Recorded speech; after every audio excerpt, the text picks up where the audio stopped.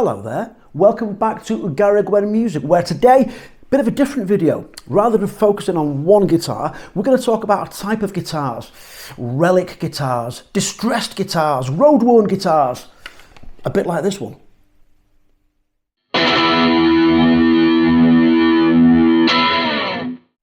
Relic guitars have been around for quite a long time now. I think the first time I saw one for sale somewhere must be about, what, 30 years or so back, maybe even a bit more. And it would have been a Fender. It would have been a Fender Strat in my local guitar shop. I remember looking at this thing and thinking, what the fucking hell is that? Why would you want to buy a guitar that looks like it's had the shit beat out of it? And at the time, it was quite a new thing. A lot of people thought, nah, that's not for me. That's just a gimmick. It'll be a flash in the pan. Here today, gone tomorrow. But all these years later, they're still with us and people still like them and people still want to buy them. But why? What's the attraction about them? What is a Relic guitar? The very fact that you're watching this video tells me you already know what a Relic's guitar is. Or do you? Quick recap, just in case. A Relic's guitar is a guitar that comes out of the showroom, out of the factory, looking like it's already lived a life. It's already got all those scuffs and scrapes and knocks and chips and bits of damage to it that make it look like it's been around the block a few times, been kicked off the stage a few times in those smoky, dark old clubs back in the day. It's not brand spanking new and shiny, but it is brand spanking new and kind of rusty. Does that make sense? I think it's safe to say that not all relicking jobs on guitars are created equally, are they? There are good ones and there are bad ones. I think it's safe to say that if you buy a guitar which has been professionally relicked, you know, like this one has at Fender's custom shop, it's going to be done pretty well. And it's going to be convincing because it's been done by a team of people whose sole job really is to make guitars look this way, you know. There's been a lot of time and effort gone into making it look like it's been around the block a few times. It's a skill, yeah? It's not something you can just do yourself. We've all seen those adverts on Facebook Marketplace where somebody's had a Squire Strat or a Telecaster or whatever it might be, and it's obviously took a bit of a tumble off a guitar stand and it's put a big hole in it up here somewhere or down there. And the person's thought to themselves, shit, what do I do now? I know, I'll relic my guitar. And they get some sandpaper out and just kind of sand bits off it, or they hit it with a screwdriver a few times and they try to pass it off as being relicked. That's not relicked. That's fucked, right? If your guitar falls over and you knock hell out of it, well, I guess you've kind of got to live with that, haven't you? Trying to make it look like it came from the factory relics. You're never going to manage to do that because you ain't got the skills. I always think that guitars which are in a polyurethane finish never look quite right when they've been relicked. You know, I don't think polyurethane finishes age as well. You know, when they show damage to them, they really show damage. It's not done in a delicate kind of way. Nothing seems to get a soft edge to it or look like it's just been done gently. Guitars that are polyurethane finish always look like they really have been damaged badly. I mean, you can see on this one, this is a nitrocellulose finish on this guitar, and it's kind of, they always look a little bit dull, a little bit flatter, a little bit softer. Whereas, if you look at something which has got a polyurethane finish, it's like a car, you know, it's got that real high gloss, lovely, perfect shine to it. And whenever you damage one of these guitars, ask me how I know. Whenever you damage one of these guitars, it really does take big lumps out of it. You know, if you damage something up here on it, it very rarely just kind of breaks delicately with that just nice soft touch to it. It always comes off in a big, thick chunk of paint that comes out of there. And it's deep as well. It has a hard edge to it. And I don't think that looks as good. Does that make me sound like I'm a snob? Probably. But I don't think that polyurethane guitars look as well when they are deliberately damaged. I don't think I've actually seen a professionally relicked polyurethane guitar. Are they out there? Maybe they are. If they are, let me know in the comments. I'd be interested to see one, because for me, nitrocellulose guitars always look better when they're relics. But I think when a guitar needs to be shiny and clean and pristine, polyurethane is the way to go. Contradictory, eh? On the subject of finishes on Relic guitars, interestingly, this guitar is a 2021 road-worn Vintera guitar, Mexican-made guitar. And I bought this guitar probably about 3 or 4 months back now because I like the neck on it. I really like the neck on it. It's a lovely kind of nice rounded C profile. And this has been relics, but in a different kind of way, you know. If you can just take a look at it, can you see that? Is it picking it up on there?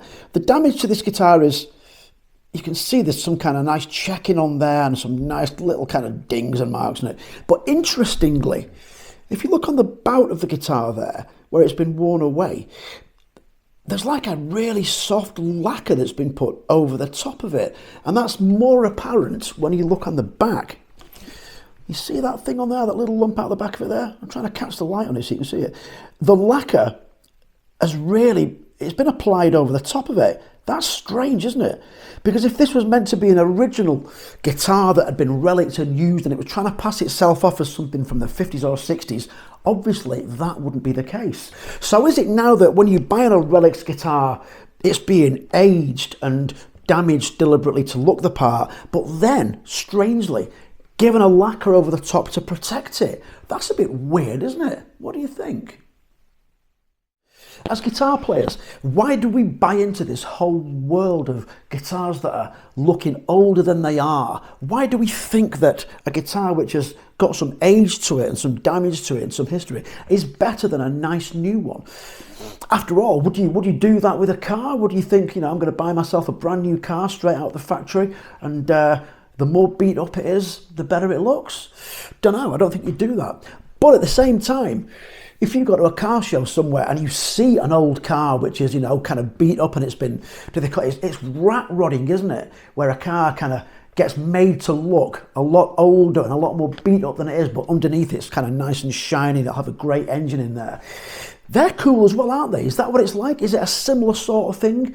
Is it a bit like fashion whereby, you know, people will pay a lot more money for a pair of jeans that are ripped and faded than they will for ones out of their local, you know, Tesco or Asda, other stores are available, where they're nice and pristine but half the price? It's weird, isn't it? As humans, we kind of buy into this thing as consumers where we've got to have something that kind of looks and feels better than it possibly is. God, we're strange. There are people out there that will tell you, if you've got a Relics guitar, you're a fake, you know, you're just cheating. You've not done that. You've not done that to the guitar yourself by playing it in clubs for years and years. Who are you trying to kid, you know? But I don't know. I don't think I buy into that at all. I think if you're buying a guitar that's like this, you're buying it for a specific reason. You know, you like the way it looks, you like the way it feels, and more importantly, buying a guitar that's like this, if this is the sort of thing that you like and it encourages you to play your guitar more and it encourages you to play it better, that can only be a good thing, you know. And if it makes you look like you're a bit of a fraud in somebody else's eyes, well, who fucking cares, you know? Be yourself, do what you want to do, you know. Let's be honest, if you want to buy a genuine guitar from the 50s or 60s or 70s, or even the 80s in some cases these days, that's got some real wear to it, you're going to be paying, you know, 5 figures for a guitar like that. And if you want to buy something like a real high-end guitar, the sky's the limit. So guitars that are affordable, and a lot of Relics guitars these days are affordable. Once upon a time, you'd have to pay, you know, £2,500, £3,000 upwards for a Relic guitar. Now you can buy them for a few £100. There are brands out there that are not brands like Fender or Gibson or the other high-end manufacturers. Lower-end guitars made, you know, in Eastern countries, in the Far East, in Asia, that are Relics, and they look really good as well. It's affordable. It's a way into this kind of this scene and this market without having to break the bank. I don't see that can be a bad thing at all. I think that can only be a positive. The other thing that I really, really like about Relics guitars, and this is possibly a strange one, I'm not sure if this says more about me than it does anybody else, but when I'm out playing one of these guitars, and I'm playing pubs and clubs and things can be a little bit rough and ready in some of these gaffs, if I take the guitar out and it gets knocked or banged or dented, so what? Have you seen the fucking state of it already? You know, what's it matter if it gets another set of dings or knocks on it? It doesn't matter, does it? And I'll go out and play that guitar without a care in the world of somebody banging into it or spilling something on it or me knocking it off a stand. However, if I were to take something like this, and this is my £169 Jet guitar, if I took this out and I damaged it somewhere, if I chipped it or damaged it or dropped it, I'd be absolutely fucking heartbroken, you know? I'd be crying into my beer. Isn't that weird that I've got guitars here, you know, for example, this one. What do these things cost these days? It's got to be at least £2,500, right? You know, I've had it for years. I didn't pay that for it, by the way.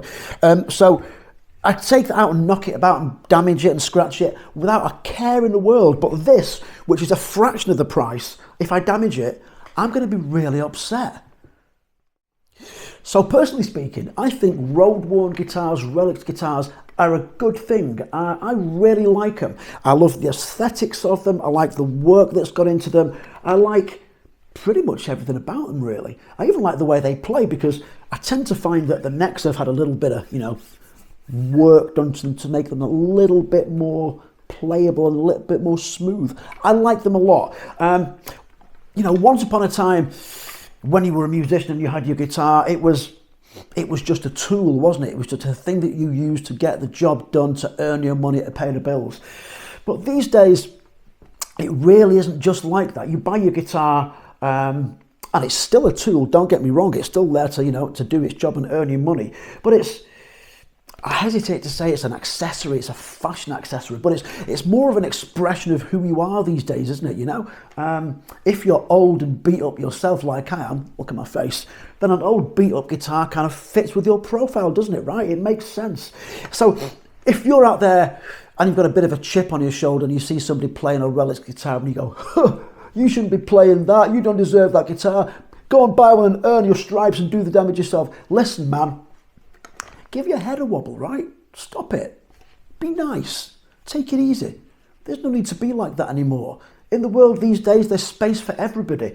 And Relic guitars, they've earned their own stripes. They're a thing of their own now, aren't they? You know? They're not new. It's nothing to be frightened of. Let's all love our guitars, whether they're old, new, relics, whatever, okay? Take care of yourselves. Don't let the bastards grind you down. And we'll speak soon. Cheerio.